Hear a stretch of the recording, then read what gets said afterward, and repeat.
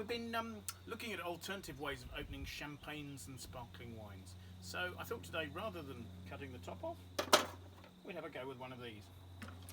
The bottle I've got for you today is the number one cuvee from the number one family estate. That's a Marlborough sparkling wine made as a Méthode Champenoise. It's a Blanc de Blanc. Has some nice long, I think 3 years yeast aging. It's a nice fine quality wine. So we're often warned never to use a corkscrew on bottles of sparkling wine, simply because the pressure in these bottles is about 6 atmospheres. So that's the sort of pressure you have in the tyre of a commercial vehicle or something like that. So you need to be careful, which is why it's always a good idea to have them nicely chilled, because that reduces the sparkle, reduces the pressure just a little bit, make it a little safer while opening. We're nearly there. Sorry, this takes a little while to do.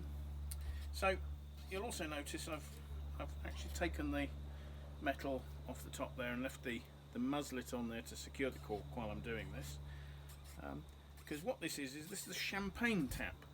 It's a marvellous Victorian idea, so that you can open a bottle of sparkling wine without actually opening a bottle of sparkling wine. So I suppose you can pour yourself a drink without actually opening the bottle.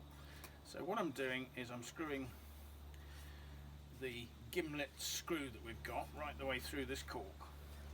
So I'm hoping that that's gone far enough now to actually access the wine, but I'll keep screwing just to be sure that we're out the other side.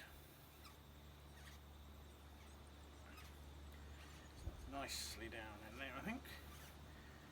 And so this isn't actually a corkscrew, because what I'm going to do now is I'm going to unscrew the top of this. We'll see from a release of pressure whether I've gone far enough or not. So as I do that, there's a tiny. So what we've got there is a blade that's gone through the as it were, the gimlet part of this, and we've now got a tap that, when I invert the wine like that, should release the sparkling wine. It's not doing that very well, is it?